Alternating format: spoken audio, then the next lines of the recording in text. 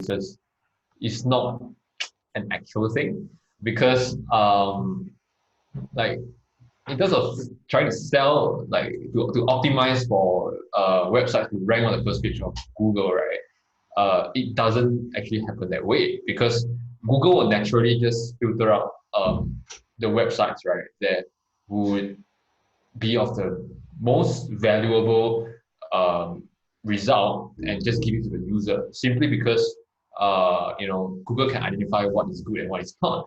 So no matter how you try to like you perform technical SEO and on-page SEO and off-page SEO, like it doesn't necessarily like help that much. So I kind of deviated and pivoted a bit and try to kind of make it more like a digital direct response marketing agency instead. Yeah. Okay. What does that mean? Yeah, so it's a mouthful, right? But what it simply means, right, is we are an agency that generates leads for service-based businesses and e-commerce stuff, essentially.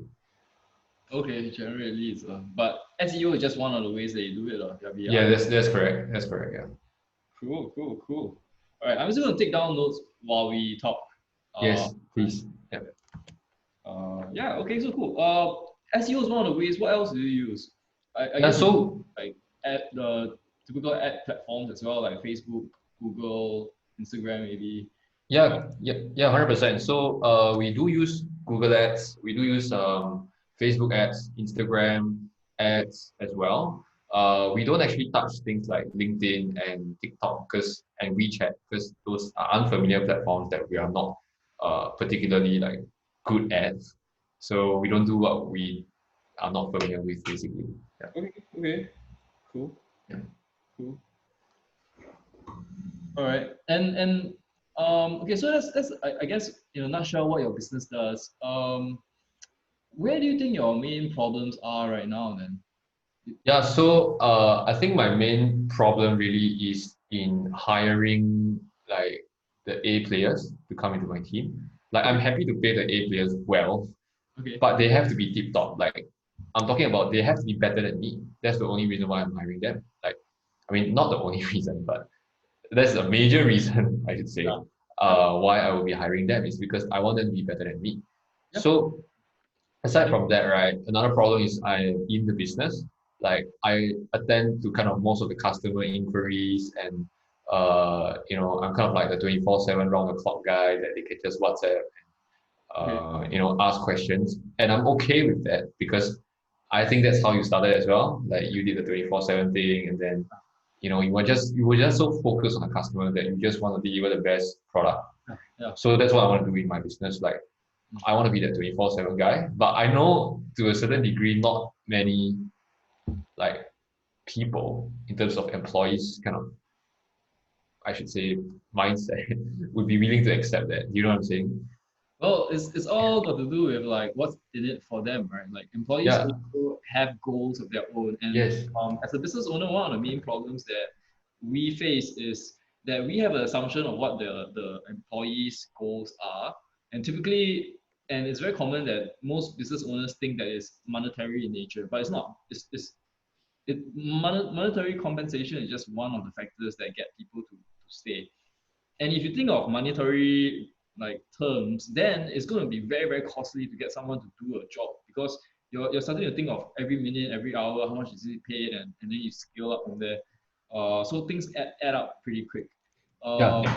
But again, you can't expect somebody to man the phone 24 hours and have as much of a commitment that you have because you are a shareholder of the company. The employee, unless they get shares, and even if they do, it's probably not going to be equal amounts to you.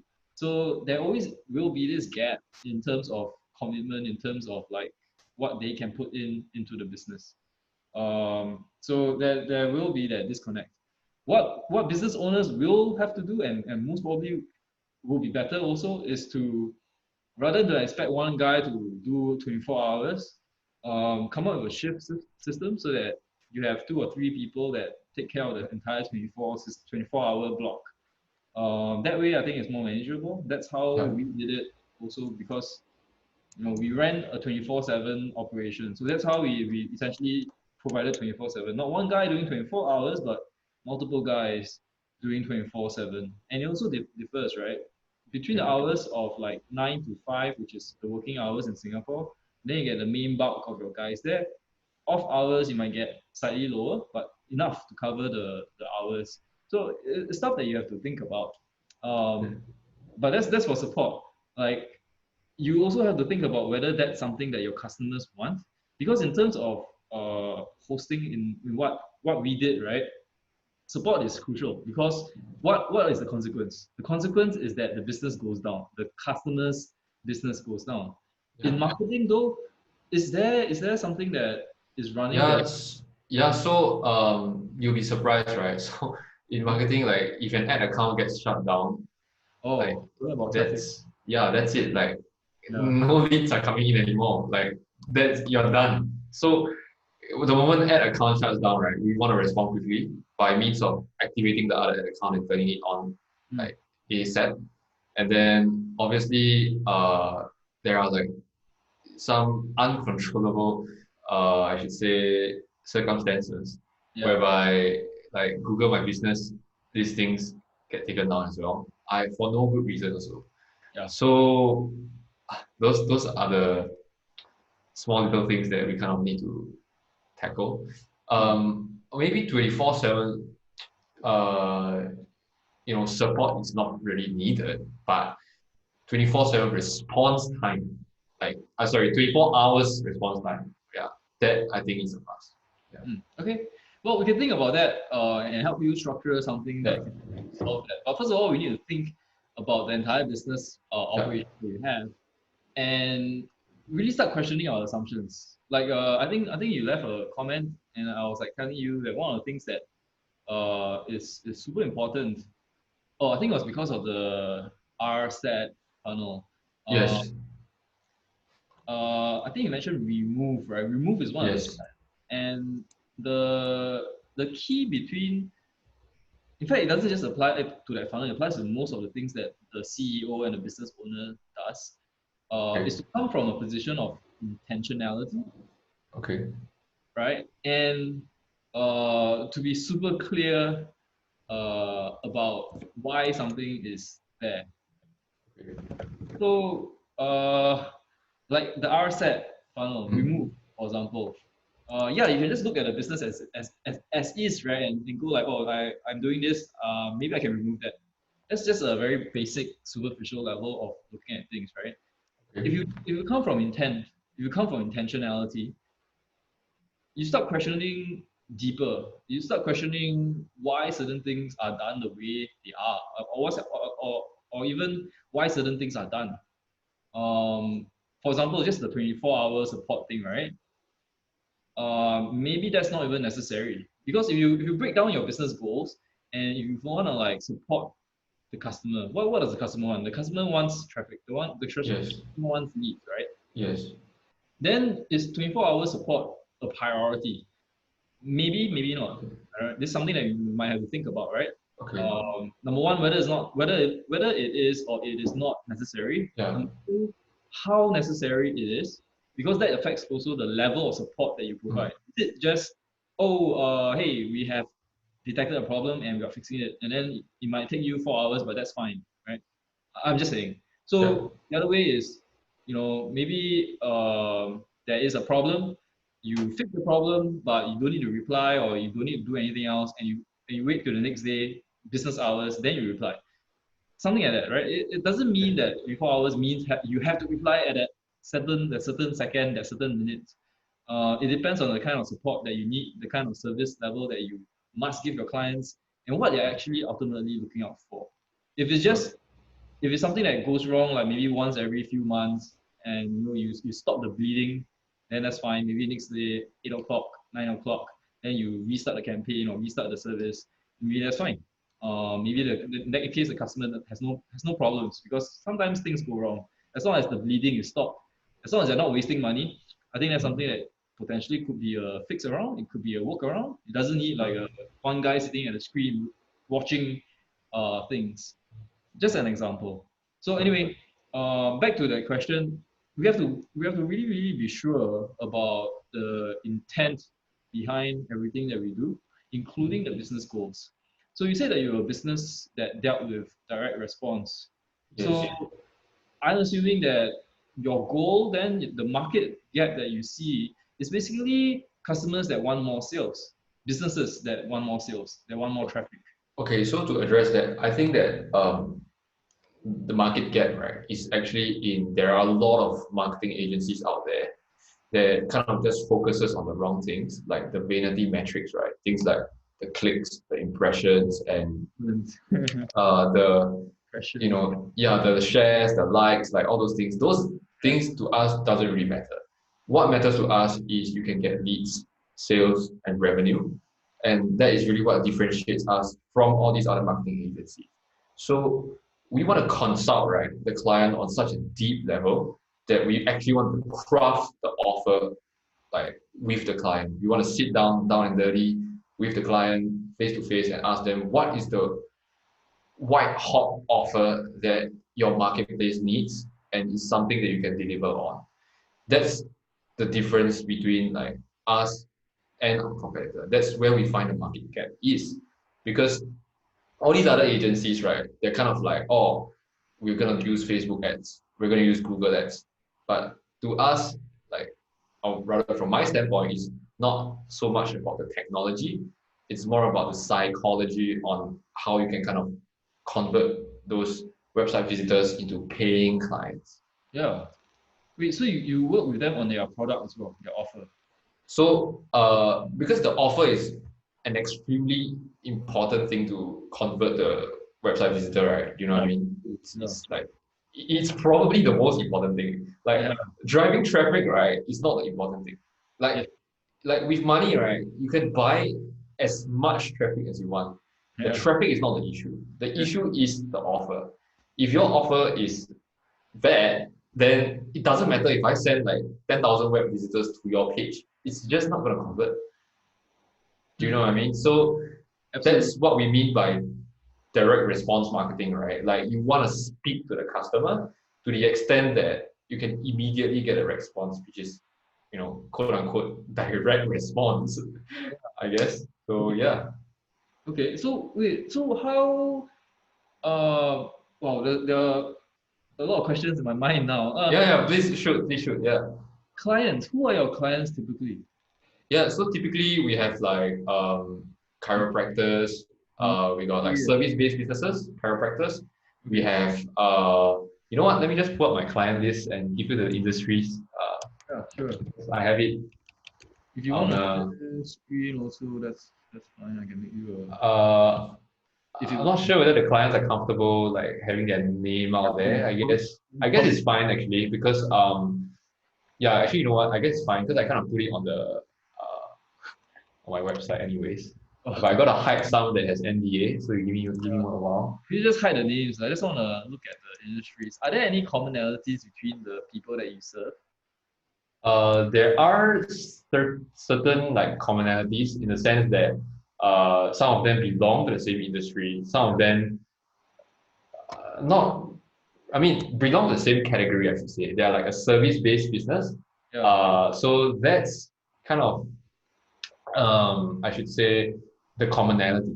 Wow. And also the service that we run is like the same as well. So in the sense that we typically try to replicate, right? Like the SEO template that we use is going to be the same across like each client, so that it's infinitely scalable in that sense. So okay, let me just share my screen real quick.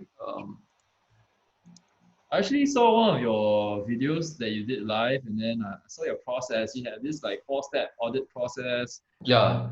So this is the client list, right? Do you see my screen right now? Yeah. So these are our clients. Like you can see, some are actually a digital marketing agency, right? So this is another digital marketing agency that hired us for like the SEO campaign, and we have delivered like pretty decent results. And then we kind of have like the revenue tracking sheet as well. Like we want to find out like how much revenue did we generate for our clients. And then like you can see for the e-commerce one, we can kind of track, right? Because the e-commerce clients is easy to track, whereas for the service-based businesses, it's a bit hard to track simply because I gotta ask them. It's a bit too much, and it's quite expensive in that sense. Yeah. So these are pretty much like, the categories, or rather I should say the industries that they're from. We have Yeah. chiropractors. It's diverse, right? Because to us, we don't want to just stick to the same niche all the way. If we do that, first of all, it's, there's a conflict of interest. Like the clients will ask, oh, if you're doing it for my competitor, you're giving them the intel and everything, and that results, in conflict of interest. So for us, we're not really niching down specifically, but you can see there are some repeat clients. Like for example, there's another real estate here and stuff. Yeah. So yeah, so that's that. Wow. Okay. So But it's mostly website designs you can see as well. So yeah, I noticed that web design, website design is one of the major things that you also do. So when you say website design, it's not just like pure aesthetic design, right? You're doing conversion focused yeah, we're conversion. trying to make sure that the website that we design is like, optimized for conversions in the sense that, oh, there's a clear call to action, there's a clear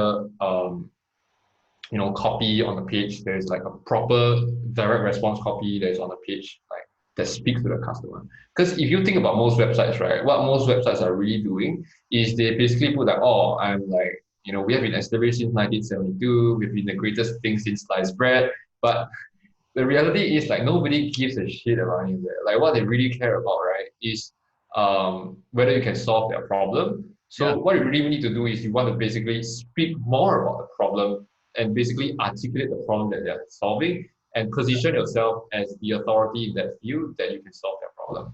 That's Yeah. how you get a high converting website. So most websites out there, like I could just open like maybe one of them. It basically would just be like, oh, we have been, the greatest thing since 1948. We have this much of clients, that kind of thing, but nobody Yeah. really cares about that. Yeah, exactly. Okay. But just now when you said that you help them with their offer, that's like in website design, is it?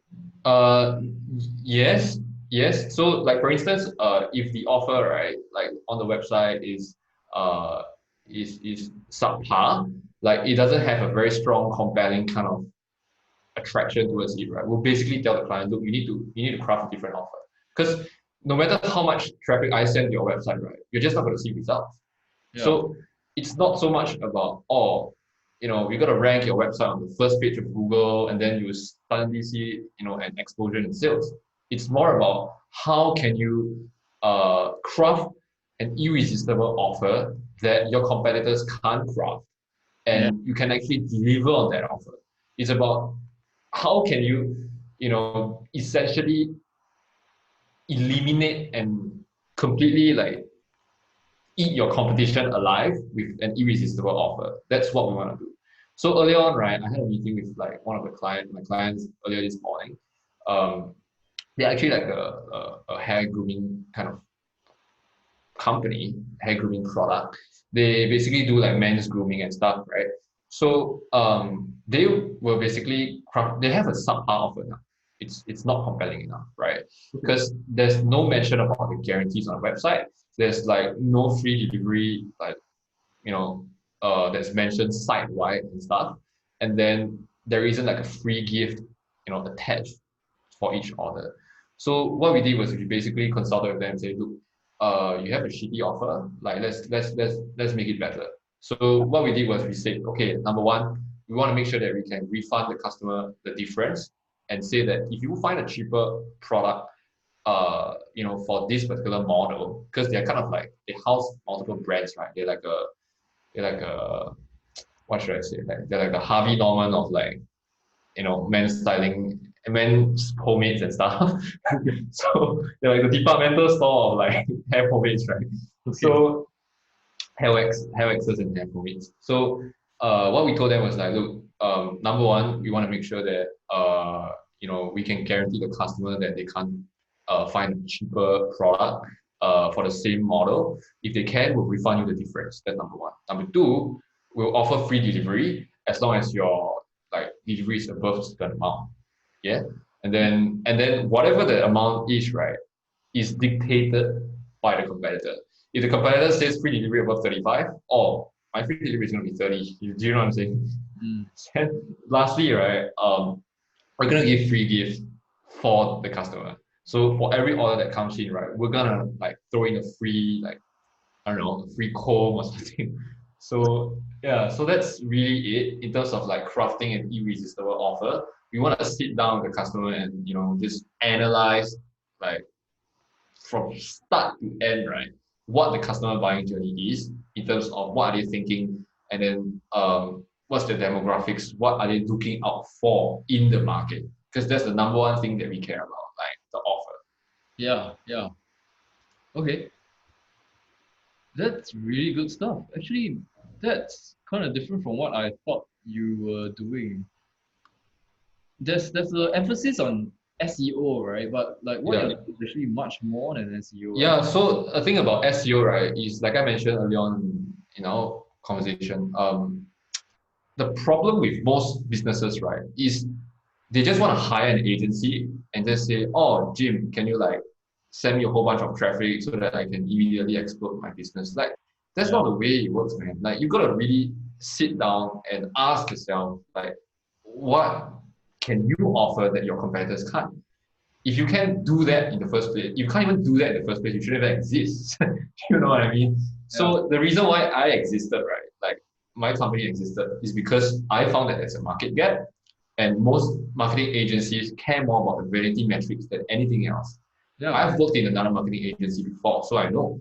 So that really like made me kind of say, look, we gotta sit down, we really gotta get this right, right? By creating a whole new level of marketing so Okay. that people can really understand what it means to export their business. But if that's the case, then why is your website named Best SEO? Yeah, that's a great question, Alvin. So like initially, right, like I was one of those guys like that thought that, oh, if I could just rank my client's website on the first page of Google, they would immediately see a whole bunch of sales coming in. Yeah, But the reality is, like 6 months into that, right, I realized that like that's not the truth, because it doesn't matter how much traffic you send to your website if you can't basically like have a compelling offer on yeah, your page. So that's fine, because ultimately I still get traffic to my website anyways, because I rank for keywords like SEO services and stuff, right? So like if you just take a look at maybe SEO services, we're pretty much like on the third position and stuff. So we're basically like here. So I guess having that name helps, I guess. So okay. yeah, and then we rank probably for things like maybe SEO packages, kind of thing, as well. So I'm not gonna go into details here, but you get a point. Yeah, yeah, okay.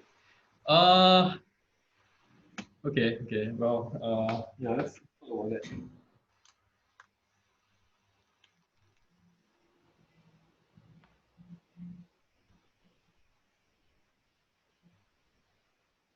And okay, so right now, right, how is it that, or what is the channel in which you get customers from? Is it through SEO or is it through like social media? That's a fantastic question. So we have a few channels. We basically have Google Ads. We run Google Ads for our own business. We also run Facebook ads in our own business, Yeah, and we also run SEO. So SEO is autopilot. Like we don't have to do anything. Like once we like get the foundation right, park it there down and dirty, like it will just run by its own. Because the reason why, right, you see me like doing live streams and all that crazy shenanigans, right, is really because I want to make the SEO like insane. Because SEO these days, right, it's not just about, oh, I optimize the technical SEO and the on-page SEO and I point a few backlinks and you rank. It's yeah, more than that these days. It's about building authority and building a brand. yeah, So every time I appear on the live stream, right, I'm carrying this, like you see me wearing this shirt, right? It's because I want people to Google that brand. But the more times they Google that brand, right, it will basically tell Google, oh, this brand must be popular and therefore it should rank higher on Google. You know what I mean? So that is the only reason why I'm doing this fancy shenanigans, like, oh, live stream here for 4 hours, 3 hours. Like the only thing I care about is making sure that my brand is being seen everywhere and I'm omnipresent. Because the moment I'm omnipresent, I'm taking digital marketing, like that's really marketing if you think about it. If you're everywhere, it means that you're marketing yourself, everywhere. yeah. Yeah. So that explains pretty much the Okay, stuff I do, I I guess. understand the concept. So which channel is converting best for you right now? Wow, this is a good question. So, initially, right, when we started out the business, we didn't have money. We bootstrapped from zero, $0. So what I did was it was all sweat equity, right? I was doing a whole bunch of cold calls. I was doing a whole bunch of cold emails. I was doing a whole bunch of like manual outreach just to get clients into the door. And Yeah. then subsequently, what happened was we had the money to invest. I started investing in SEO. And then after I invested a little bit in SEO, I decided like, hey, it's a bit too slow. Let's do Facebook ads. And Yeah. then after I invested in Facebook ads, I was like, look, we could take it one step further. Let's invest in Google ads. So now we have three channels. It's a multi-pronged approach. Okay. We're pretty much spending about $300 per day with everything combined. Facebook ads, Google ads. No, sorry, actually it's 500 per day actually. Yeah, sorry. Okay. 500 per day on all channels combined. So that's probably at about what 15K per month, I think, Yeah. give or take, yeah, around there. So I could actually open up my accounts and show you like what I'm spending if you want to see. No, I'm more interested in the conversion. Like you're spending roughly about 15K a month. Yeah, Where is the conversion happening on? Like, is it Google? Is it Facebook?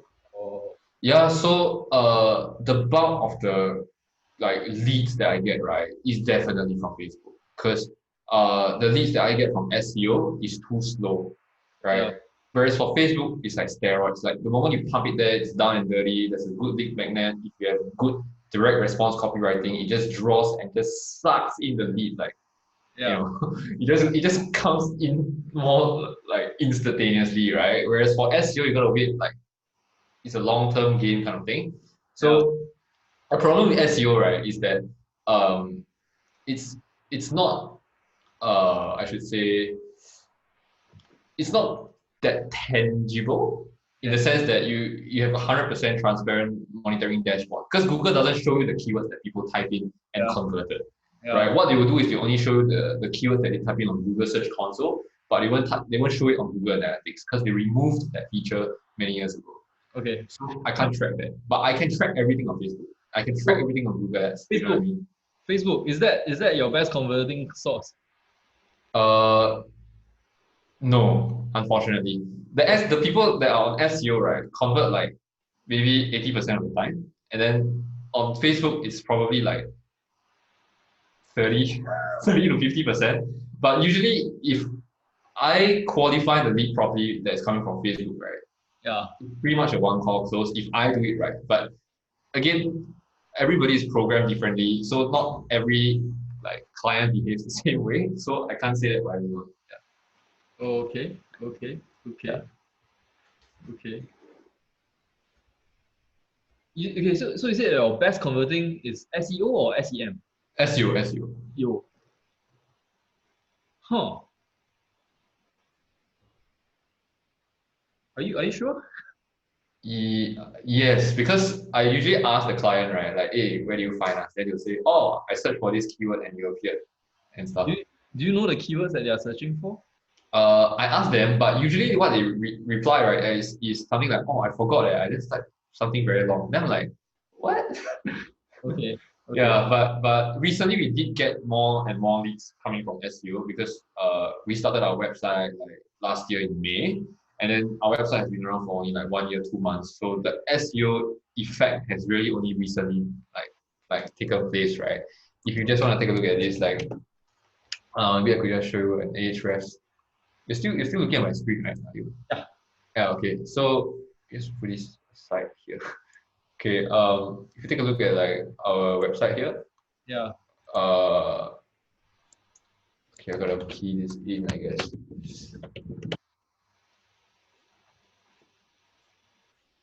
So you could see, like in terms of the traffic, right? Like we started out like nothing, like it's just crickets, and then subsequently we grew a little bit, and then somehow in April we dipped, and then somehow we like just skyrocketed, like Yeah. all the way. Nice. So recently we have like per week, right? We're receiving about 3 or 4 leads. Okay. Some asking for Facebook ads, some asking for SEO, some asking for website design. Because if you want to type in like on Google right now, right, like freelance web design in Singapore, you could see that we're pretty much like the first result with the featured snippet. So Ah, our strategy, right, is that basically when you create this page, right, you kind of just want to put like yourself at the top of the list, and then like you want to put like your other team member on the list as well, and yeah, then like you pretty much just want to put other people. yeah, So that's really how like Google can detect, right, that this is the impartial result that kind of is the independent review and not trying to just self promote yourself. And that's how you can rank really, really well on Google with like what we call like a listicle, right? Like this is what we call a listicle, whereby okay, it's a breakdown of like 12 people and stuff. yeah, Yeah. absolutely. Okay, Yeah. okay, cool. Yeah, that's quite interesting. It's quite interesting. So this explains the leads that are converting well on SEO because like they basically don't look at you as an advertisement, right? Because they Yeah. look at you like, oh, if Google tells me like this is good, then it has to be, Okay, okay, very cool. Yeah. Okay, next, your client results. I'm assuming that you have a lot of client results already, right? People that you've helped. Yeah, Uh, so yeah, what? 100%. So like I mean early this year like we are kind of like lackluster because like we were waiting for the SEO results to take place and stuff. Yeah, But after like this year, right, you can see like all our clients are listed here. We got like, a full case study video showing how we made them 15K within 21 days, like yeah, by basically ranking them number one on Google for the keyword order bread online, right? yeah, And then we basically set up like Google Analytics tracking for them as well. We can actually see that the bulk of the conversions are basically coming from SEO, right?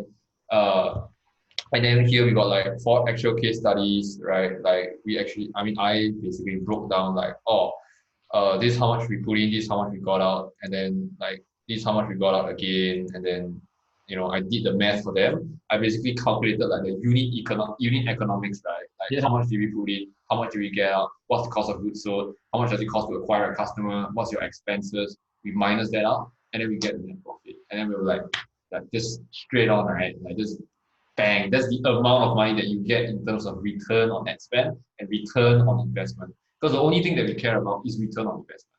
We don't give a shit about any of like, oh, the clicks, the impressions, and all the like, oh, you rank like number one on Google and therefore like you should be proud. Like I don't care whether I rank number one. I care about whether I get revenue in the door. That's the only thing I care about. yep, yep. That is no, I love that approach. That's Yeah. absolutely. And I'm like looking through your website right now. Um, yeah, dude, I think you're onto something that's really cool, but your strategy needs to be slightly more refined though. Very interesting. Okay, so you got your channels, your marketing channels, you got your client success. After that, what happens? Like Yeah, for so yeah. for example, this is what is this Oishi? There was this bread, bakery Yeah. bread. What happens Yeah. after that? Once they've gotten like success and all that, what happens to them? Yeah, so they're basically like a retainer client, right? Right now to this day, right, they're still paying us like money Yeah, every month. They're yeah, paying us like about $750 for their campaign to kind of manage their social media, manage their SEO side of things. Because like I said, right, SEO really is about having that omni-channel approach whereby you're like omnipresent in that sense. yeah, So so that's really like what we're doing, right, for this client. We have actually been keeping them on retainer since like April. And then like the rest of the clients here, we're also keeping on retainer for some of them. And then this guy also oh yeah, this guy actually he engaged like 2 other digital marketing agencies and then he realized that he wasn't getting any results. And then yeah, he came and looked for us. And then after the first month when he realized that, oh, we basically just brought him like uh what was it, $9,000 worth of revenue. He's like, okay, this is the guy to work with. Yeah. awesome. So again, 21K like revenue in 2 months, we spent 6K, like it's easily 175% return on investment after we deduct the cost of goods sold. Yeah, Because obviously like if you like look at 21K over 6K, right, it's not going to be 175%. 175% is after we take into account the cost of goods sold. So again, this is another like chiropractor, right? Like they basically got like 58% increase in organic leads. We rank like number one, number three, and then they got a ROI in 2 months. But that being said, because of the COVID-19 situation, you got like the circuit breaker and stuff. So yeah, it went down. Yeah. Okay. Okay. Okay. We got our fair share of like enterprise clients as well, like NTU, right? So basically, NTU is like this our enterprise client that basically keep coming back for more websites. So we pretty much do like a lot of websites for them. Like I think right now we have done about 4, like all the microsites combined and everything. Okay. Cool. Cool. Okay. Cool. All right. So you've gotten quite a solid funnel.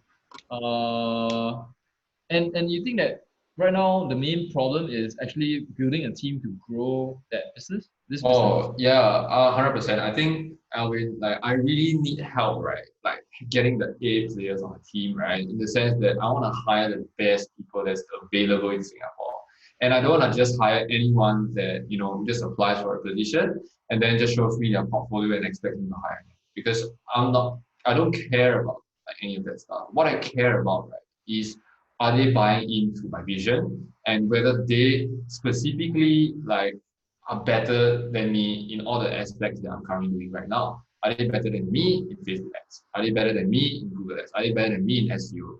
Right? They have to like meet certain criteria, right? Like they have to be better. And on top of that, they must buy into my vision. And on top of that, they need to be 100% honest about what they want in life. Like they're gonna tell me specifically what is it that they want to achieve. Do you want to start a business one day? Do you want to like work from home? Do you want to like provide for your parents? Do you want to buy a Lambo or do you want to be woke? I don't know. You gotta tell me like I just want to dig deep, right? Like into that person before I even hire them because I know that if I hire a black sheep, it's just gonna create a toxic culture in my company and then everyone it will just like not have that good working relationship. You know what I mean? Absolutely.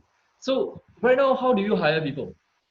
Yeah. So right now we are basically okay. So believe it or not, right? I was so I should say I was so desperate that I actually hired another freelancer to work together with me because I couldn't trust any of the full timers that was applying for the position. So I basically found this super solid freelancer, and he's the man.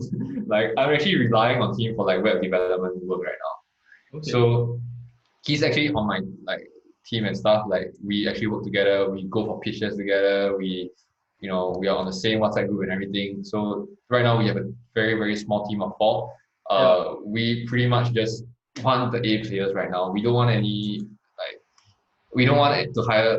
Okay, I mean I hope nobody that rewatches this finds this offensive, but we don't want to hire for this. Like I'm sorry, I apologize if anyone is offended by this. Like Pogma, please don't take this down. This has nothing to do with like racial discrimination, right? So the reason why we specifically want to hire Singaporeans, right, for that matter, is actually because we want the local flavor to be inside the SEO content. So when people write the direct response copy and the SEO copywriting and whatnot, we want the local flavor. We can't have somebody that is from, say, I don't want to name any countries, from another country to basically write the copy on the website and then it cannot relate with the Singaporean and as a result, it can't convert the way we want it to. So we only want to hire Singaporeans right now and we are on the lookout. We want to pay them well. We want to pay them like twice, okay, or 1.5 times like other digital marketing agencies are paying them right now. Wait, so if you found a freelancer that's working out really well for you, why not just have him on your team? Okay, so Calvin is an amazing dude. Let me just say that anyone that wants like a good web developer should just look for Calvin. The reason why like Calvin actually has incorporated his own company and everything. I kind of try to work out like a partnership agreement with him to kind of get him on board and send him some deals, right? So I actually never ask for anything in return. I just say like, look, if I have clients that is a good fit for you, I'll send them to you. If I find that they're not a good fit for me, I'll just send them to you because I want to service them. Like if I take on clients, right, that I'm not going to be able to bring results for or has too large of an overhead to service, I'm just going to send. Yeah, because I only want to serve the clients that I'm confident that I can bring the results for. Otherwise, it's gonna taint my name. You know what I'm saying? Yeah. Okay. And then what? Okay. So now what? I was gonna ask you about Kelvin, but never mind. Okay, so then normally, how do you find people? How do you put out your advertisements, your Yeah, job? so right now we're currently relying on like Facebook, like job postings, right? And then we just share them to like most of the Facebook groups. And Okay. then on top of that, we are kind of just posting on like LinkedIn, I guess. Like I'm posting stuff on LinkedIn, and then I'll just post on my personal profile. That's about it. Like I mean, like my Facebook personal profile, I just put, oh, I'm hiring full stack e-commerce PHP developer, I'm hiring a performance marketer, that kind of thing. Okay, then where does the vision part come in? Oh, sorry, I also post on Indeed. Yeah, sorry. Where? Indeed. Oh, but Yeah. where does the, can I see your job description? Oh, yeah, sure. So let's take a look at, say, this one, right? Uh,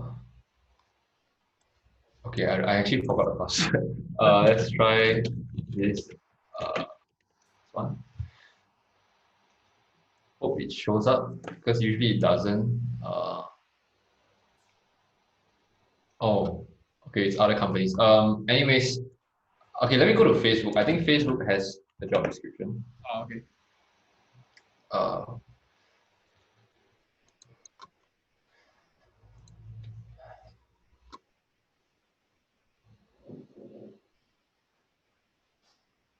Jobs. Yeah,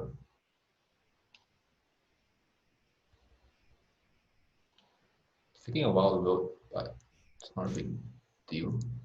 Hmm. Uh, Yeah, so you can see this is like for performance marketing. This is a job description, and then this is for full full stack e-commerce PHP developer. This is the job description. Okay. And you don't have any good candidates from these advertisements? I could just show you, right? The people that kind of applied so far are mostly like foreigners, and then I really don't want to hire.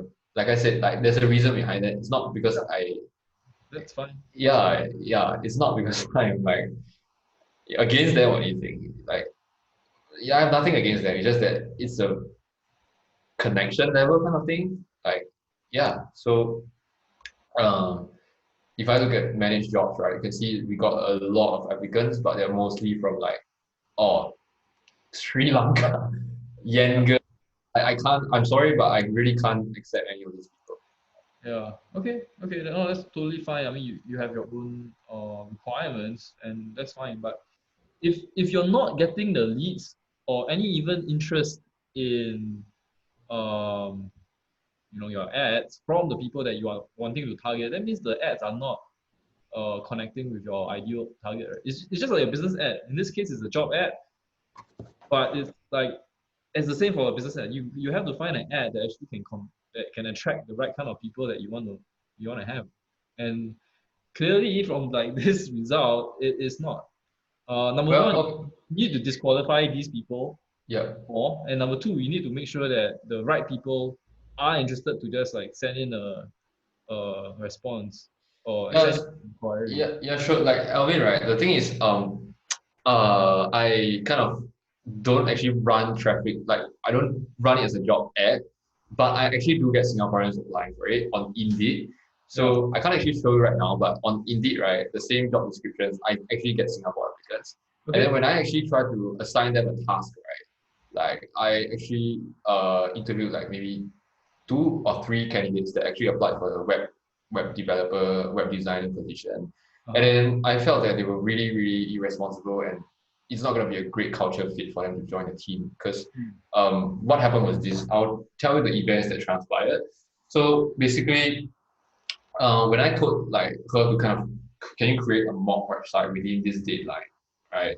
And then she kind of just went on to say, yeah, sure, I could do that. And then she was trying and then after that, when she gave up, right, she didn't even tell me that she gave up. She just left it as that. So that talks a lot about the person, right? Because how you do anything is how you do everything. Yeah. So I can't have that kind of person on my team. And I'm really like trying my best to pay like people that I can really rely on to kind of like service the clients, buy into my vision, and just take this thing like to the, let's scale this to the moon basically. Okay. Okay. Cool. Cool. Cool.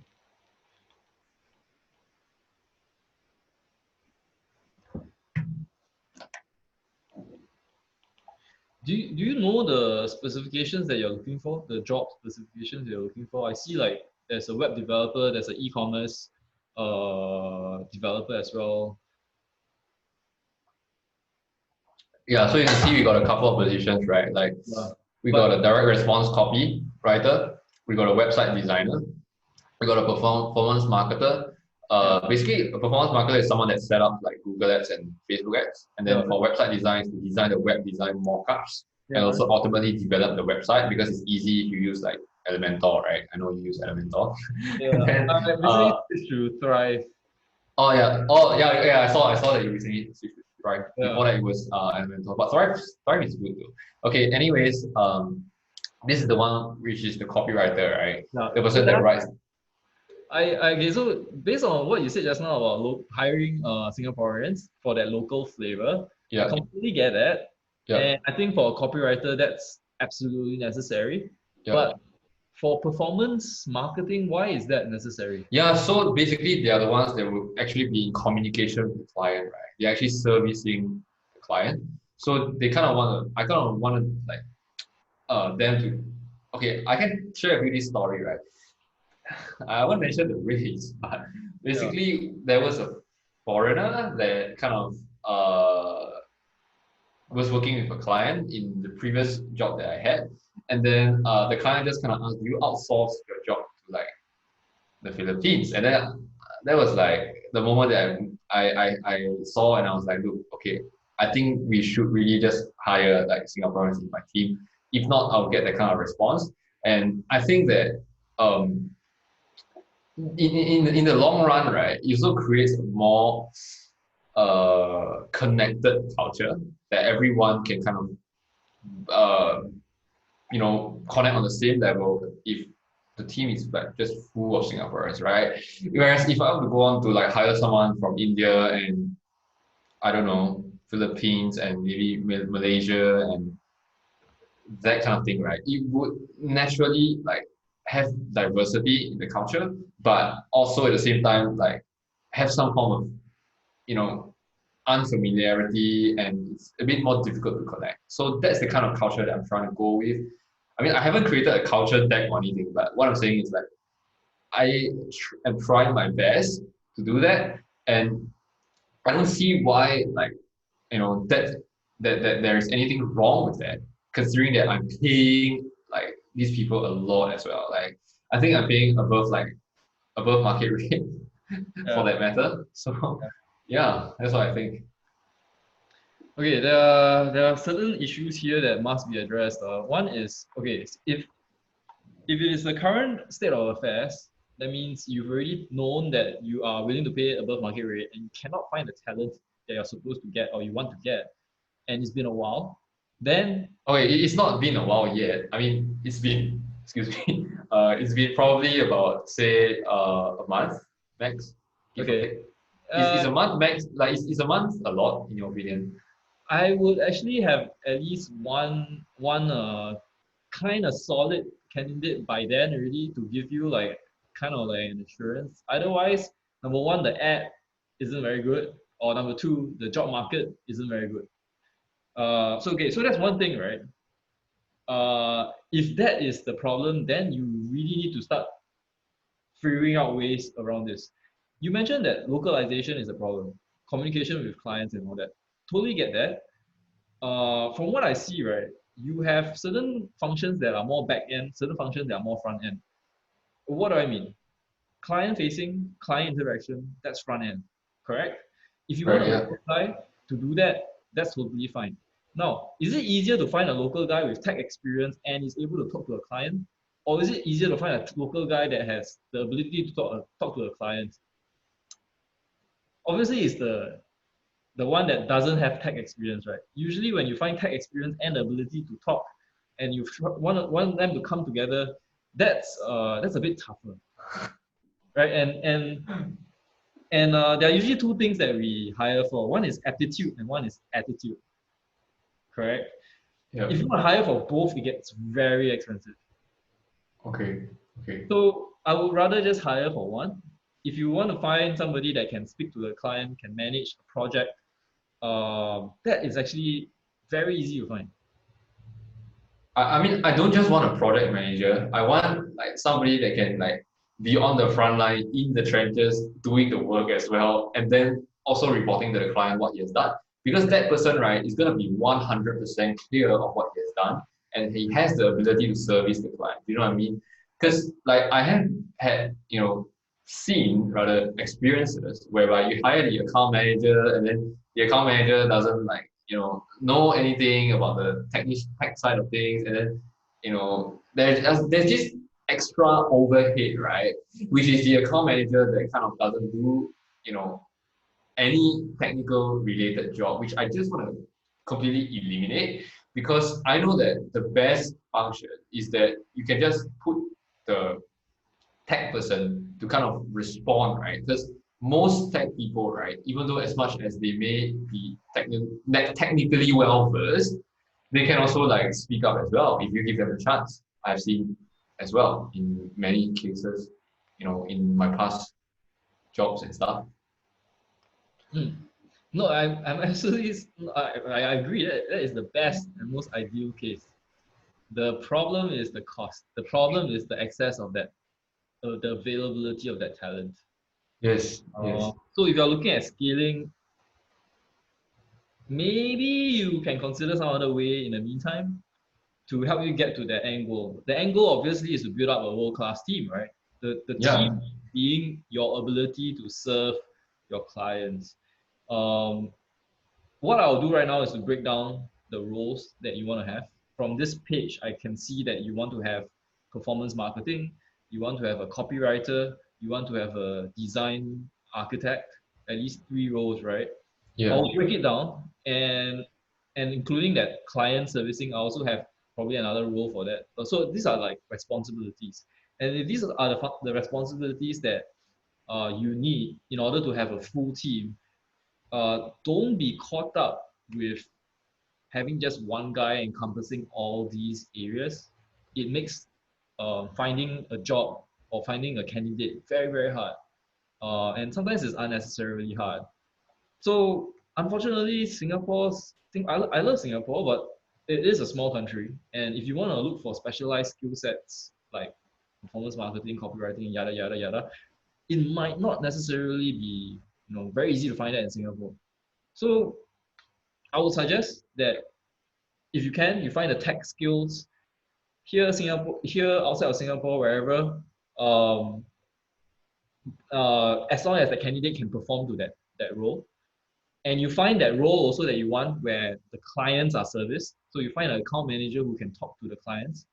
And one of your concerns is that the account manager must be technically versed, right? Yes. So Yeah. the account manager in this case, right, does not need to be an ad expert, correct? I mean, ideally, I don't see a need to hire the account manager if they are not like an ad expert, because there really isn't like a function for them to play. Because like what's the worst that's gonna happen if, let's say, there is an account manager? They just call the company hotline and then somebody else answers and then it indirects to the tech. That's the worst that could happen, right? Yeah. So I don't see why I kind of need to hire the account manager here to kind of like fluff the campaign, because in my previous experience, right, like there was like a lot of account managers like in the company, and I felt that it's an unnecessary overhead that could be cut, Mm. and we should be investing resources in the tech side of things to really like help out with the clients' campaigns and take it to a whole new level. Then perfect, So perfect. yeah, yeah. Because So if that's the case, then yeah, whatever you mentioned about like having a local flavor, having that local experience to connect with your clients, that's actually not that necessary, right? The what is necessary is that they get the results that they want. So clearly, what is truly absolutely necessary is a performance marketer or a copywriter that can create the kind of creatives or the kind of offers that will perform for your clients. And if that's the case, you don't necessarily need that to be in Singapore. You can find it anywhere else. your role is to gather a team, no matter where it is in the world, so that your service, your solution is the best for your clients. You don't necessarily need to have an account manager. In this case, right now, you are the account manager. You are basically the guy that everybody goes to, right? All your clients go to. And what you do in the back end is basically spec out the project and hand it to your team to deliver. Yeah. That's essentially what you want. Once you do that, you can start like come up with an org chart, right? They have like different responsibilities and tasks. Correct. Yeah. You right now are handling most of the work because Jim is handling account management, is handling sales, is handling marketing, is handling advertising, is handling like advertising for the customers and all Yes. that, right? So Yes.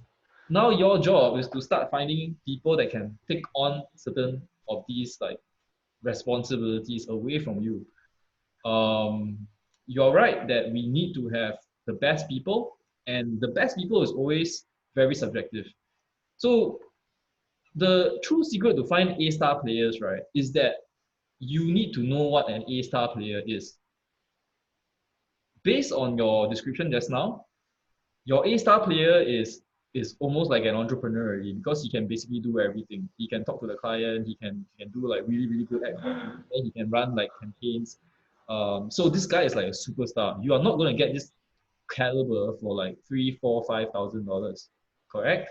Because if that guy were to set up his own agency, he will be able to bring results for his clients and manage them very easily, and probably be very easy for him to get 5 figures revenue, correct? Yeah, yeah, no, as in you're absolutely right, right? But that being said, I think I'm not asking them to be like the like know it all kind of thing. Like Yeah, that's why I create content, right? To basically document down everything that's in my brain, to yeah, kind of like just put it out there, like for them to kind of go and consume, right? Because yeah. before they even join the company, I wanted to literally like just watch everything that is here, like to really go and find.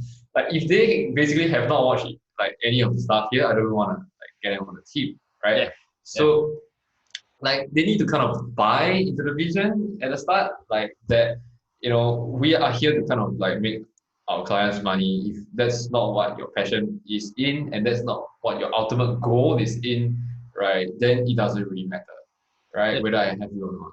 And then some like designers, right, like might care more about like the colors and the text.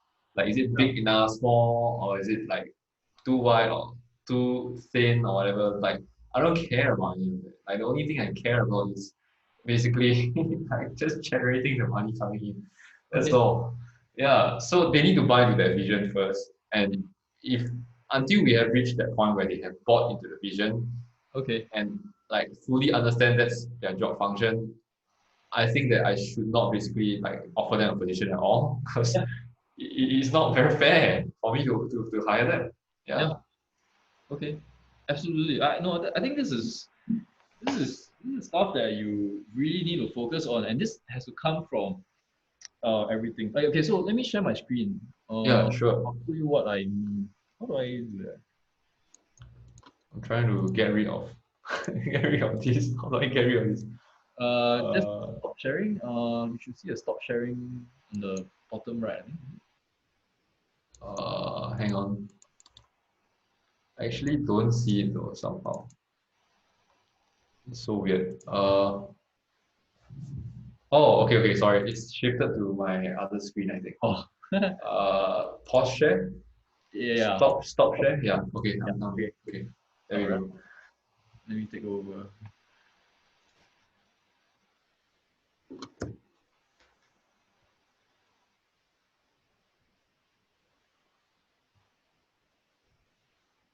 Cool.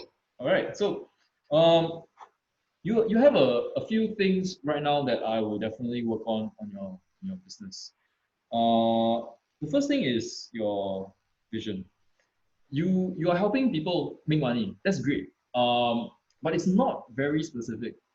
So helping people make money, that's like does it apply for?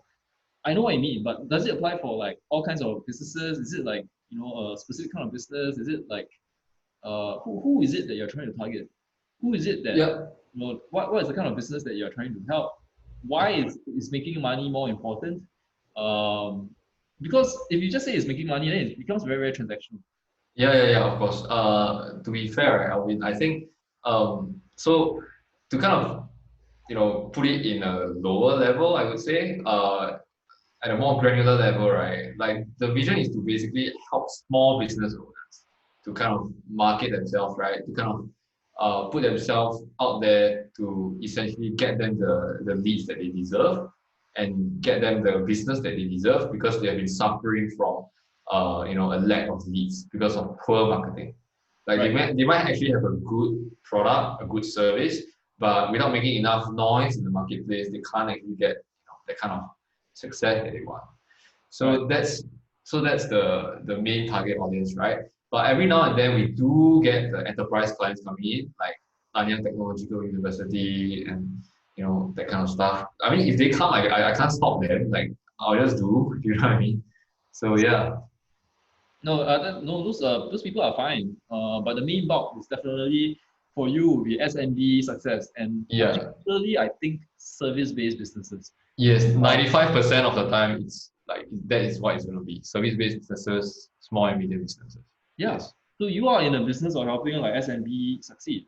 That's a really good goal because and that's a really good vision because then people can see what you're doing because you're not a regular guy that just cares about revenue and ad spend and wanting to get the biggest ad spend around. You are more than that because you are actually helping all these business owners really succeed at their role. In fact, I would probably say that your business got more popular this past few months because of COVID because you are the kind of person that will really help the businesses that are suffering right now. People want to go online, but and maybe they go online, but after that they don't really know what to do because one of the problems that they face is again converting, attracting and converting, and that's what you do. Yeah, exactly. So like business has basically tripled like since COVID-19 pandemic. So that's good, I guess. Yeah. The other thing that I see as a potential problem is your company's SEO focus. I get it, and it's a great name. But I would have probably two things that I want to consider. One is to rank for best SEO Singapore. Yeah, it does rank now. If you search for it, it actually ranks. It's actually like you One. know not number one, like number two or number three or something. Because like the direct competitor is actually like has been in business for like at least 10 years and stuff. So he's definitely gonna rank higher. If you give me a bit more time, yeah, it will naturally go up. Make that your goal because Yeah. that has to be the first thing that literally, if people know that your company is best SEO and they go search Google for best SEO Singapore and they don't see you as the best SEO Singapore in that page, then it is not a very good look. Yeah, no, I like 100% like with Yeah, you on that, right? So basically, we can kind of do that. We can make that happen. We just need to give it a bit of time, and it will naturally happen. Yeah. that has to be a priority. It has to be because Okay. it literally influences all the people that search for you. Once they search for you, right? So in the customer journey, if you remember, the first phase is discovery. Mhm. The second phase is consideration. And then they go to conversion, fulfillment, and then renewal. Okay. You are doing a pretty good job here. Discovery. Mm. Discovery is where people are either problem unaware or solution unaware, or maybe Mm. even unaware of who you are also. So they are just basically unaware, and Yeah, you're yeah, yeah. educating them, right? You're telling them actually, you know what, you guys are focusing on the wrong thing. SEO is not the key. The key is having a good offer. The key is finding the right target audience. The key is having the right ads that speak to them, so that when you attract them, you have a higher chance of converting them into the kind of customers that you want to buy the business or to buy the products that you have. So discovery is something that you are doing a pretty good job of right now. But then when it comes to consideration, they realize that, oh, this guy is making sense and all that, and he's telling me these things don't matter. So when they come to you, they know that SEO, yeah, it doesn't matter, but yet it's also one of the things that you are selling, right? Because Yeah, it is. It is. Yeah. you have ads, you have SEO, and other forms of lead generation. But because SEO is like your brand name and it's not ranking top, then it affects you. So there are two things that potentially can be done here. One is you rank for best SEO Singapore. Number two is you don't necessarily need to rank for SEO. You can rank for something else, for sales, for conversions, because you are actually a very conversion focused agency. Yeah, that's the problem, right? Because like based on keyword research, right, there's really not that many people searching for like conversion rate optimization in Singapore.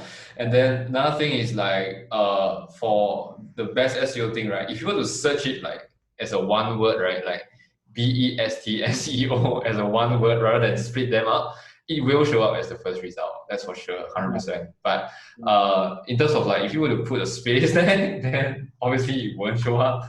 So yeah, that's the thing. But I could eventually get there one day. But that being said, like the company is actually incorporated, right, as Best SEO Marketing Private Limited. So if you search for that, we are number one. That's 100%. Yeah. Okay. This is a perception thing. So customers will do that because I do that. As a customer, when I look at that, I was like best SEO. So I search for best SEO Singapore even, Okay. and I don't see you. So it's a negative perception that you would have to manage somehow. Well, I mean, it's like probably on the third position. It's not like number one, but like if you scroll down a little bit, it's there. So Yeah, is that best though? yeah, that's a subjective thing, but So these are the things essentially, right, to manage the perception, right? The third thing is to reframe. So what do I mean by reframe? So yeah, you say best SEO, right? Then I think one of the things that you do very well is to talk people through the process of increasing their sales. In fact, maybe one of the things that you can potentially do is to say to people that SEO is did. not it's dead or it's the enemy or it's the wrong thing to focus on, and have that as a highlight instead, so that you actually have something to base your business on. Because right now it's kind of like in between. It's like it's a SEO agency, or the name is about SEO, but and you do say that you want to focus on SEO also whenever you talk to your clients, but you're not ranking for SEO. So you're kind of like in a spot where you're neither here nor there. But if you say that no, SEO doesn't matter because hey, I have all these results that show that my methodology works, and I get all these people increase revenues, increase sales, and they don't focus on SEO. This is how I do it. So it becomes a lot more congruent, I think. Okay, so well, I mean, like when you say we don't rank for SEO, as in you mean we don't rank for our clients in terms of No, SEO, no, or you. we no, SEO Singapore. oh, okay, okay, like yeah, so that's in the works, right? Like we can get there one day, but like yeah, we can slowly work towards that. That's fine. Yeah. So anyway, these are the things that you have to manage. If you're already having a plan for that, then great. So the next thing is jobs. So when you come up with jobs, right now I see you having like very specific job ads with even like the salary ranges. Yeah. Uh, Again, I will test it out. I'll make sure that these things get me the conversion that I want. Treat it as though it's a regular ad campaign. You want to make sure that ads that go out, right, they must convert. So apply that thinking that you have for businesses in your job search also, Okay. Okay. right? So the job search, the job description, number one needs to have the vision. You are looking for somebody that doesn't really just care about transactions or volume. You want to find somebody that has that kind of heart, that kind of values, that get them excited and interested to help other people, which are the businesses Yes. you serve. Because Yes. these are small businesses, these are small guys, they are not like your MNCs. Yeah. Uh, yeah, the success of these campaigns literally mean the success of their business. So these are the things that you need to translate into your job ads. Mm. And I would split them out into responsibilities. So the instead of a role, maybe brainstorm again based on the fact that you are Jim and you are handling like all these roles, right? Or all these responsibilities. I'll break them up and find ways of like taking them out of your portfolio right now. So it could be even like a freelancer, or it could be somebody that's not in Singapore. That is totally fine because some of the things that you do right now, you don't really need a full timer, or you don't really necessarily need a local, or you don't really need somebody that's great in everything. He can just be like super good at maybe project management, or super good at Excel, or super good at analytics, right? And that basically just removes one part of your job for you. Um, Business is all iterative, so this is something that you can do right now, and maybe this is something that you can do for 1 year or 2 years. After that, once all your responsibilities are, you find somebody that takes care of them, and you have processes in place, then you can start maybe hiring somebody that overlooks this whole thing, or start finding people that can actually take on multiple roles at a time. um, that's something that's totally possible in the future. But you cannot do that until you start having processes in place. So that's why I think you can actually consider doing something that's outside of Singapore in So you're terms of saying I can hire, basically I can hire remotely, right? absolutely. You are always the guy right now. You are always going to be the guy that talks to your clients for sure. You're going to be the face of your Facebook lives and your videos. And when the client calls and talks to best SEO, you are the main guy. And Okay. you are the one promising the results. You are the one that understands their business and all that. And that's great because when you're done with the client, you're going to go back to your team and you are going to translate that into something that they can understand. They're going to know that, okay, these are the deliverables, these are the specific KPIs that they must work on. And then when they do that and they accomplish their role and job, that's when you go back to the client and say, okay, these are done. You're going to see results in a few weeks, and we're going to bring in the sales for you because you know and you're sure that all these are done as per your processes, as per your expectations. So now you are the account manager, and because you know exactly what needs to be done on either end, you can control the outcome, you can control the quality.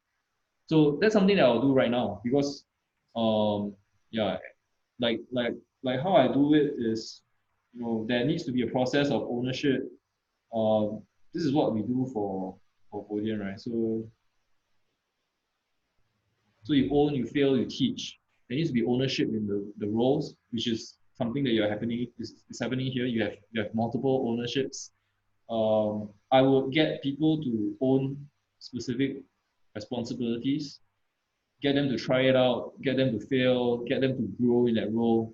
And that's when you can finally like teach, like get them to teach because that's the way you can start growing a team. The best way for somebody to actually grow is for them to teach. And they can only do that when they document, when they process, when they do processes, um, and they understand everything that's going on. Yeah, so I think once you do that, you can start growing the team that you want on an iterative basis. Does that make sense? Yeah, I think okay, so you're saying like I should go on Upwork and then like just hire someone like basically like from somewhere else first, and then like basically after until at least hire them until I can find a Singapore candidate that can fill the role, right? That's also possible. Where is your biggest lack of time right now? Like if I could give you more time and if you put it in one area, you will increase revenue.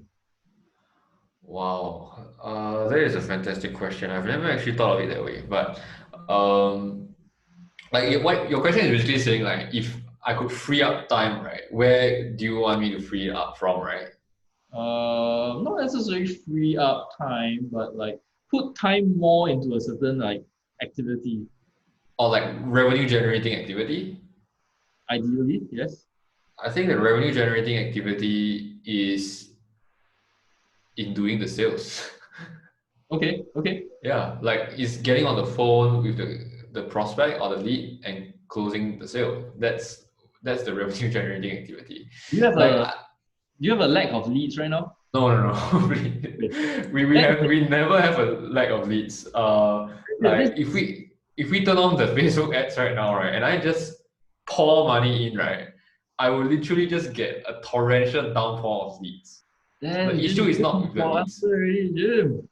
The This issue is not with the leads. The issue is with the delivery of the work that is so insanely good, right? That the customers just keep coming back for more. And they yes, just want to basically refer their friends and families into this ecosystem of us because we truly care about their business. yeah. That's what we want to be. Like that's the position that we want to be in, which is ideally the people that we hire are superstars when it comes to like Google ads or Facebook ads or SEO or website design. Like these four main key areas, right, are basically the A players that we want to like focus on.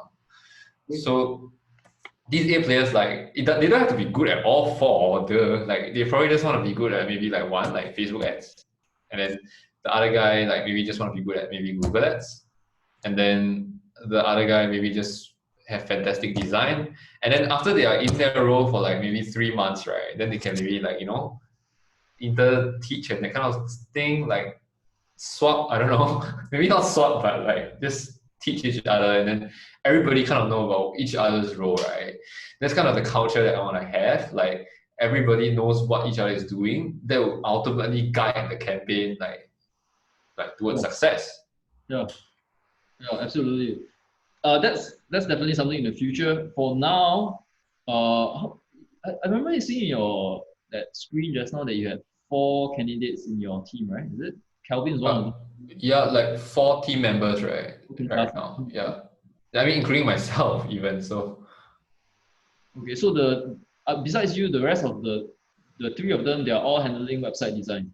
No, so one of them is like a writer, which is like the copywriter, the direct response copywriter, and then like Kelvin is like doing the website development, meaning to say that he actually executes on the website itself, and then like Catherine, right, is the one that actually does the website design. So she designs the layout that is suitable, and then subsequently once she designs that layout and there is additional customization that's required, right, then Kelvin will basically be the one that does the execution of that, because if that requires like additional customization like writing of code and stuff, like Kelvin will just do it. Cool. So actually, design is really like handled for now, right? Website design.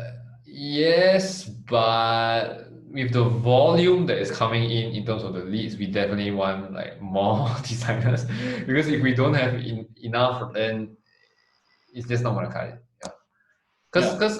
because you think about like all the uh, you think about all the campaigns, right? Minimally, you want to have a landing page, like minimum, right? If you don't want to have a full-blown website that has SEO, right? You minimally want to run like Facebook ads, right?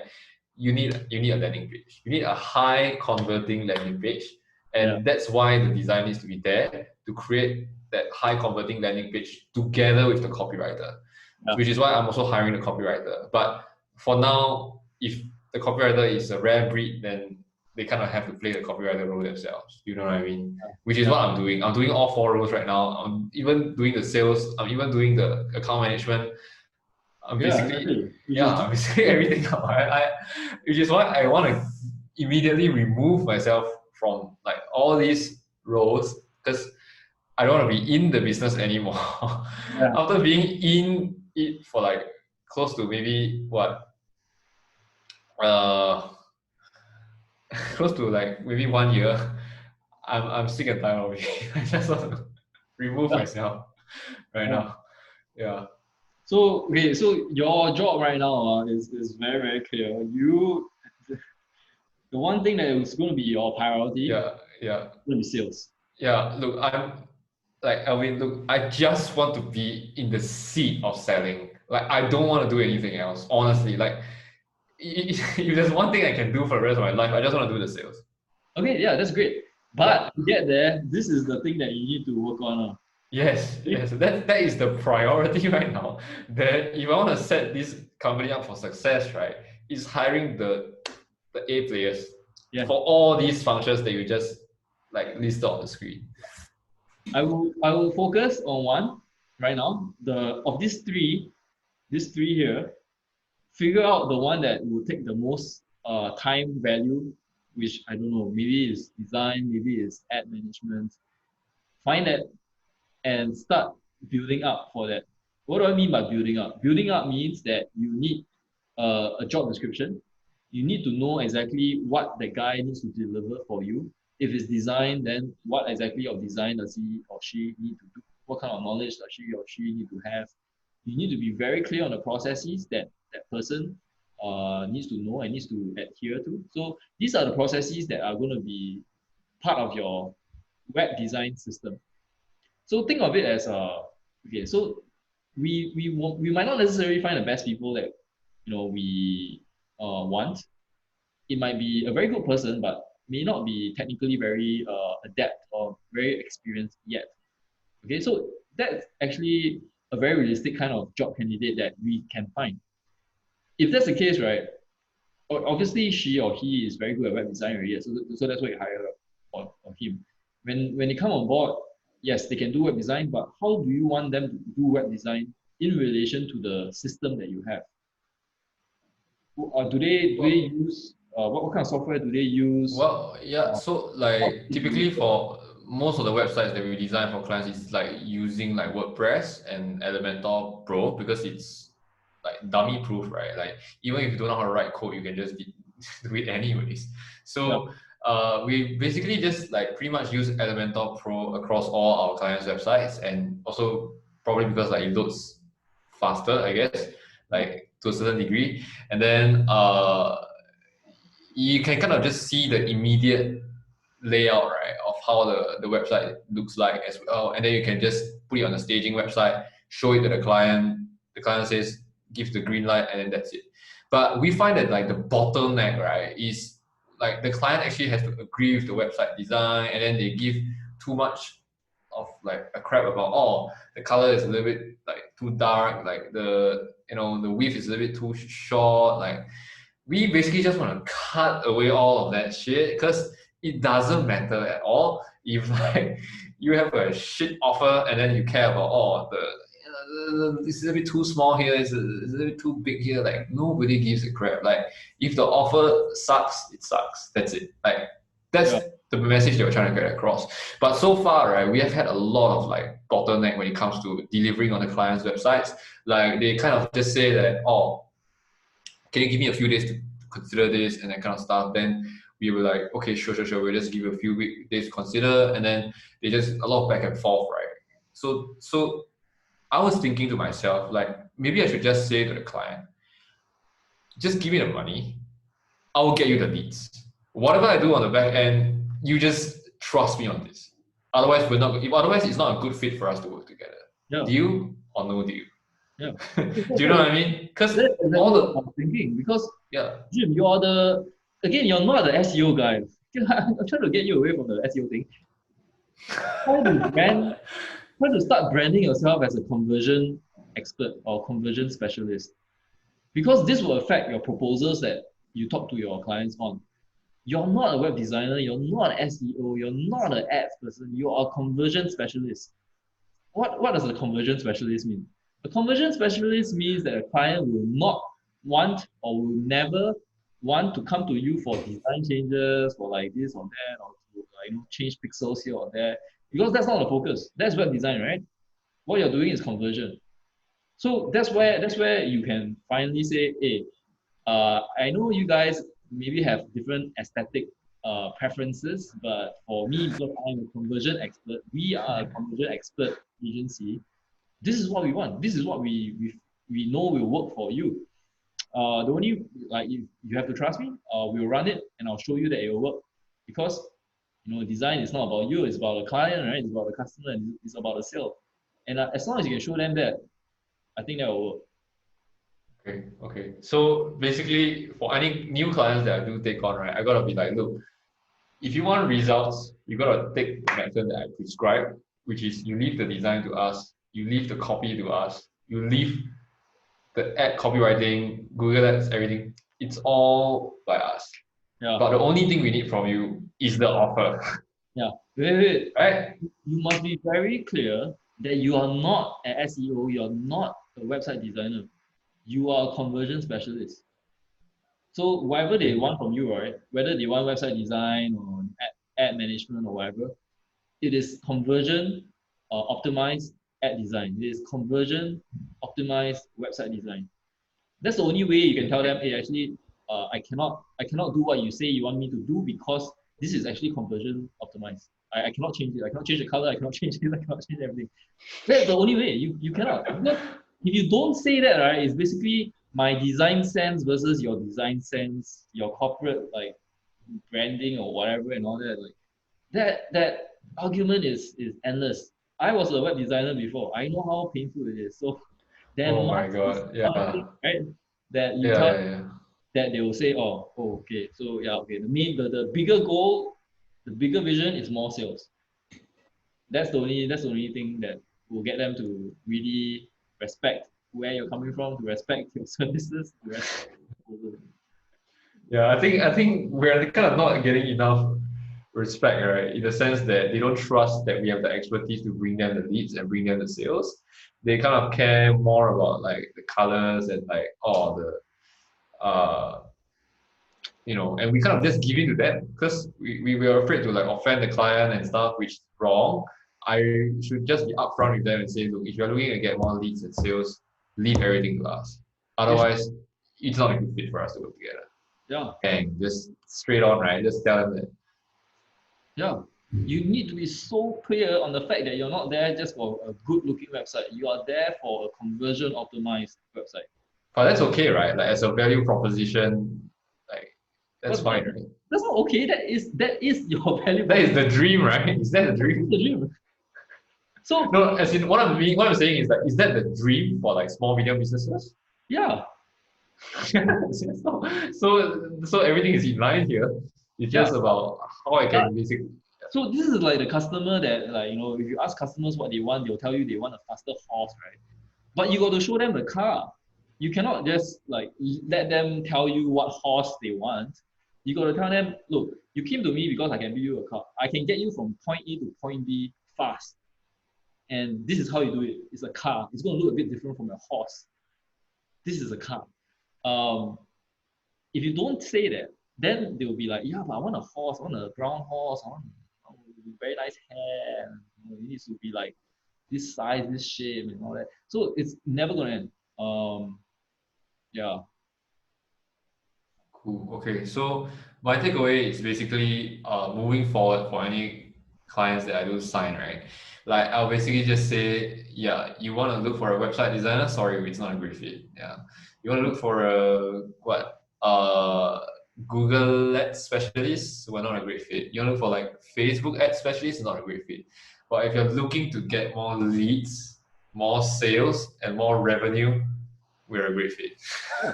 But the condition is that you're gonna leave everything to us. You're gonna leave the landing page to us. You're gonna leave your website to us. You're gonna leave literally everything from start to end to us. And there's zero revisions for everything. You don't get to revise the copy. You don't get to revise the website design. You don't get to revise the Facebook ads spending creative. You don't get to revise the Google Ads headline, description, nothing. You get zero say in everything. The only thing you get a say in is to receive the leads and to craft the offer. yeah, yeah, yeah. So I got that right? You don't have to be so draconian. You can like tell them, okay, so I'll work with your corporate identity. I'll sit down with you. So other designers they don't do this. Other ad specialists they don't do this. Where I'm coming from is that I'm going to sit down with you. I'm going to understand your business. I'm going to come up with a better offer than what you have right now, so that you get customers who really want to buy what you have. And because of that, you need to trust me because I have done this. This is my proof. These are the clients that I work with. I know what I'm doing. I'm a conversion optimized expert or I'm a conversion expert, right? I'm not your web designer. If you want something that looks nice, please go visit like my competitors because they help you do very good, very nice website. That's exactly how you want it. That's not what I do. I'm a conversion expert. So that immediately sets you apart because if not, then you're just going to be any other agency and you're going to have the problems that any other agencies face. Yes, yes.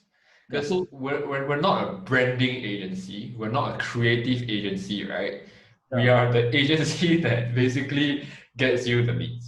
yeah, We're yeah. the agency that gives you the revenue. Like you just park money with us. You don't need to give a shit about what we do with the money.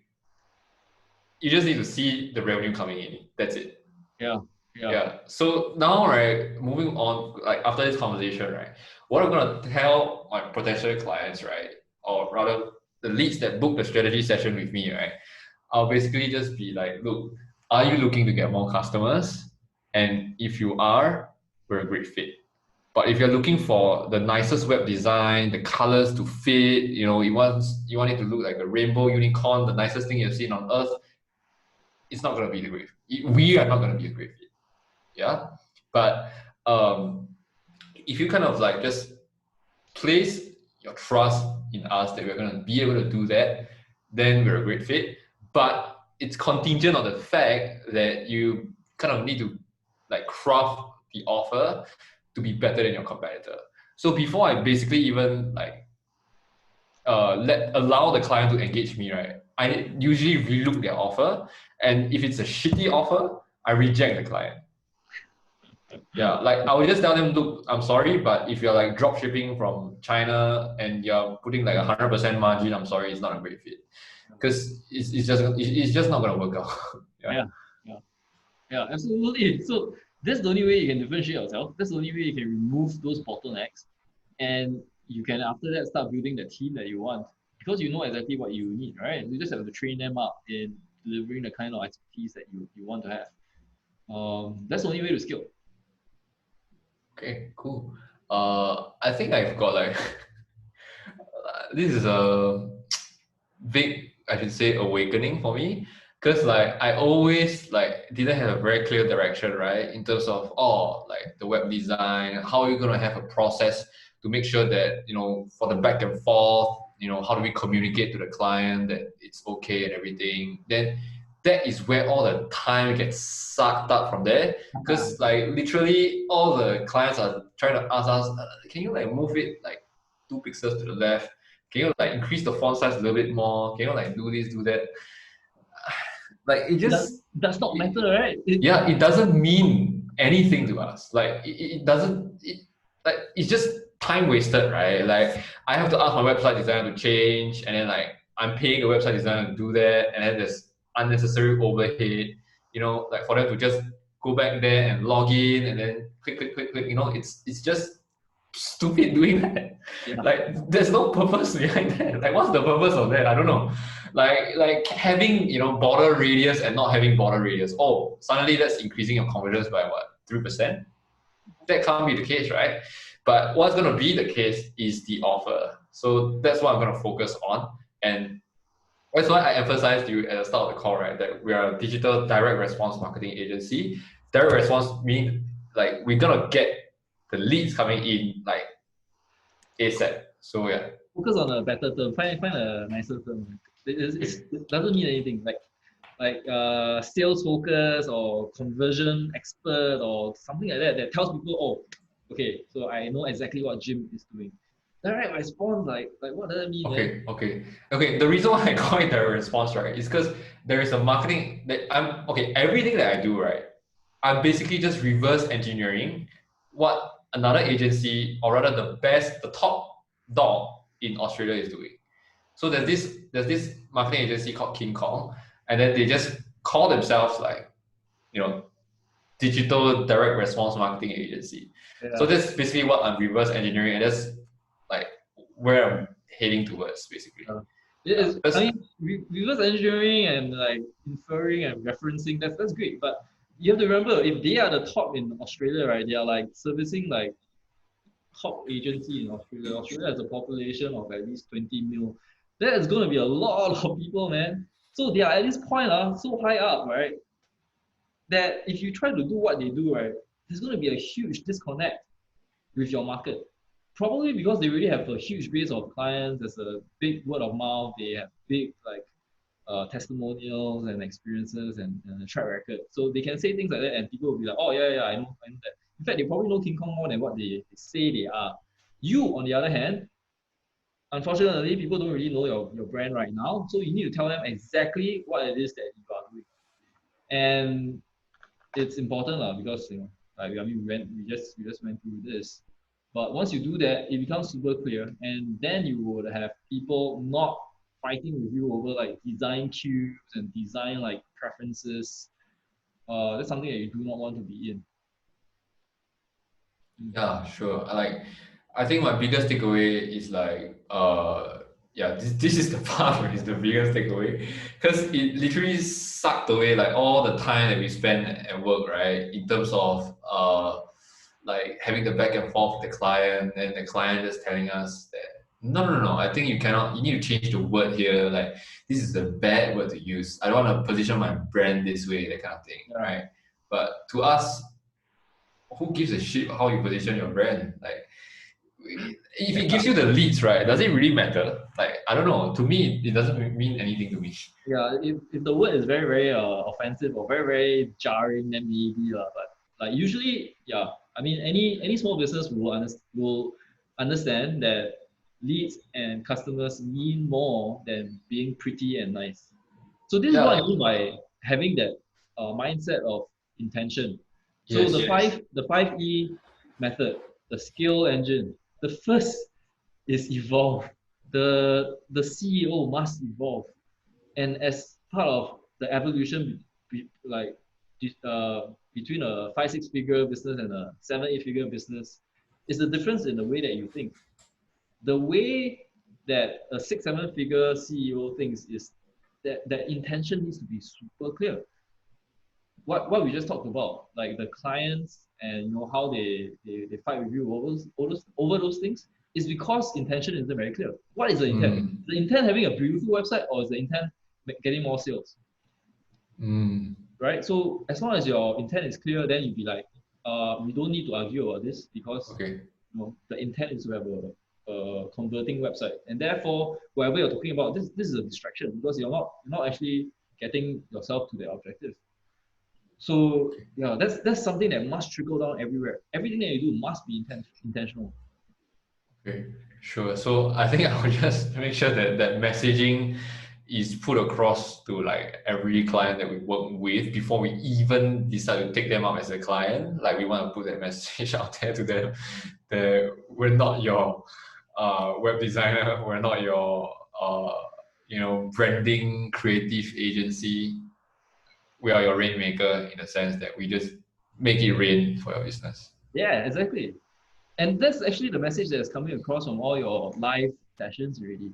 You're already talking about conversions. You're already talking about like the process is not just a how to rank process. It's a how to convert process.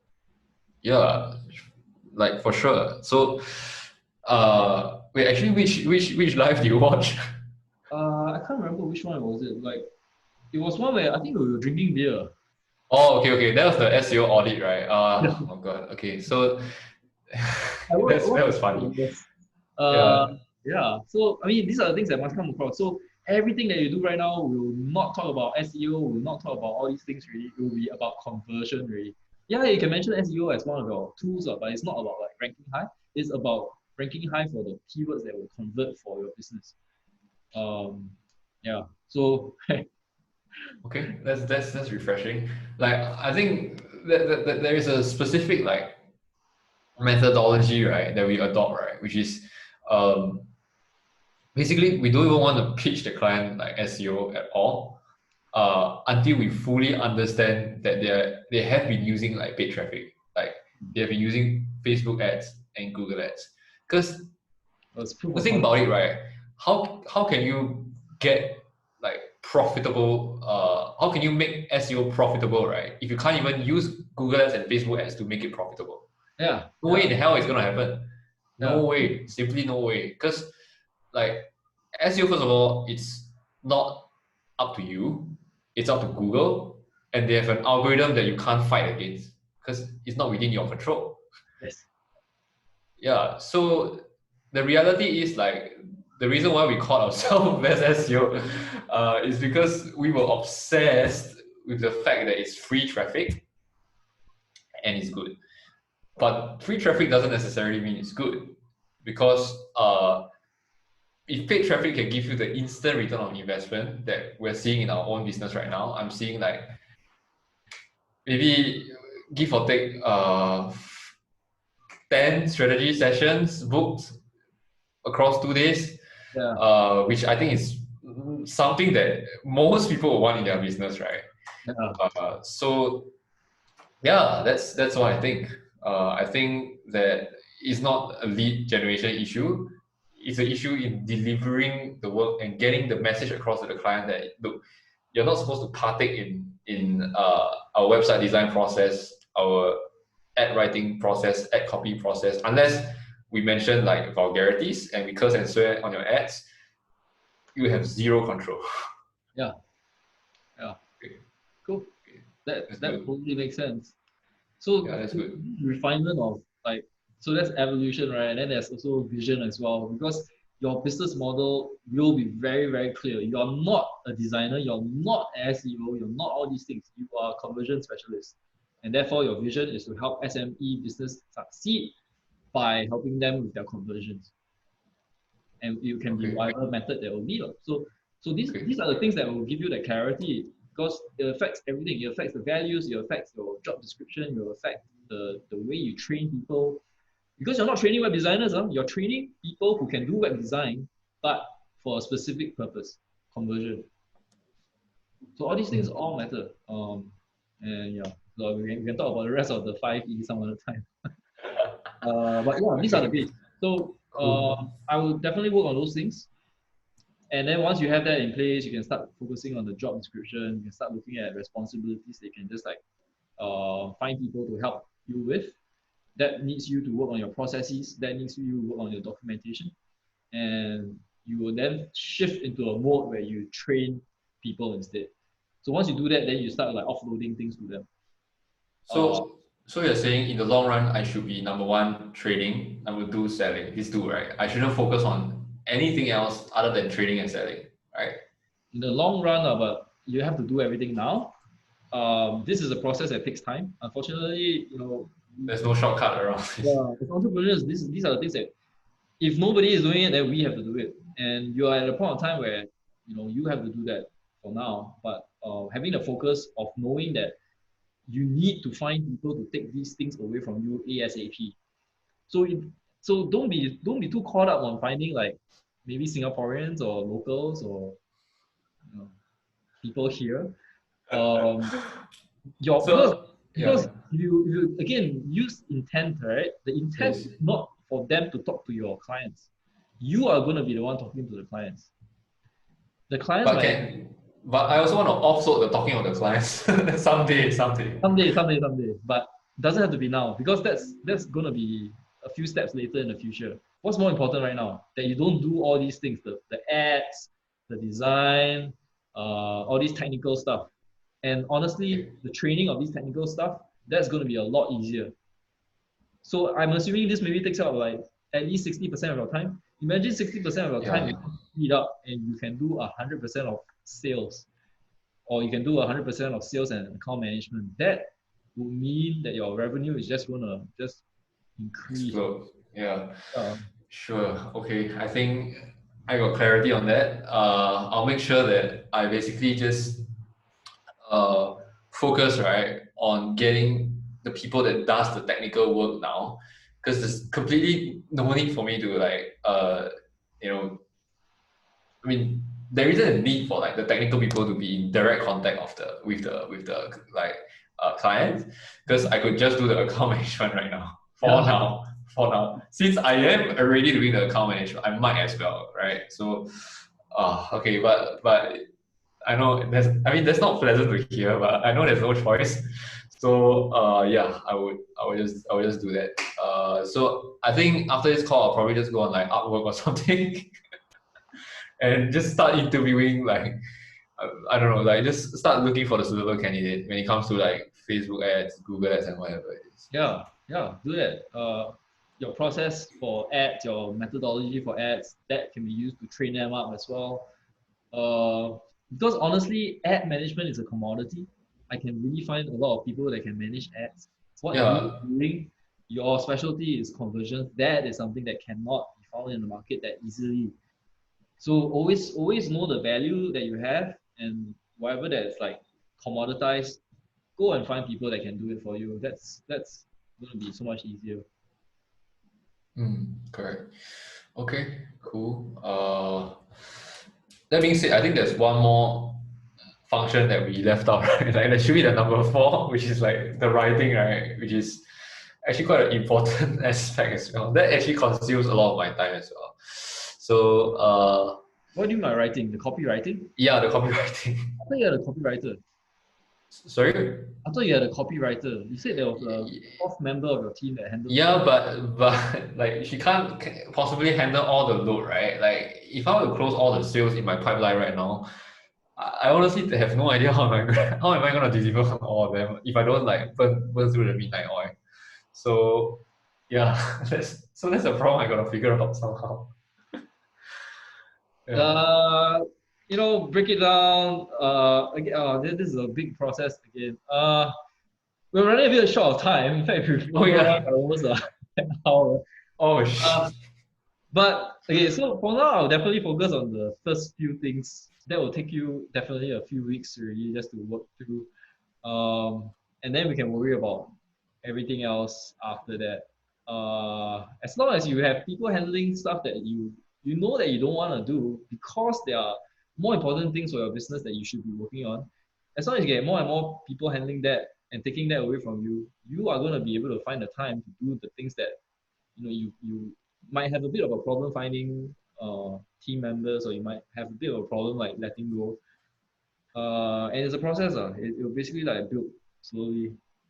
So focus on the things that you can work on right now, and the low hanging fruit, and get that done first.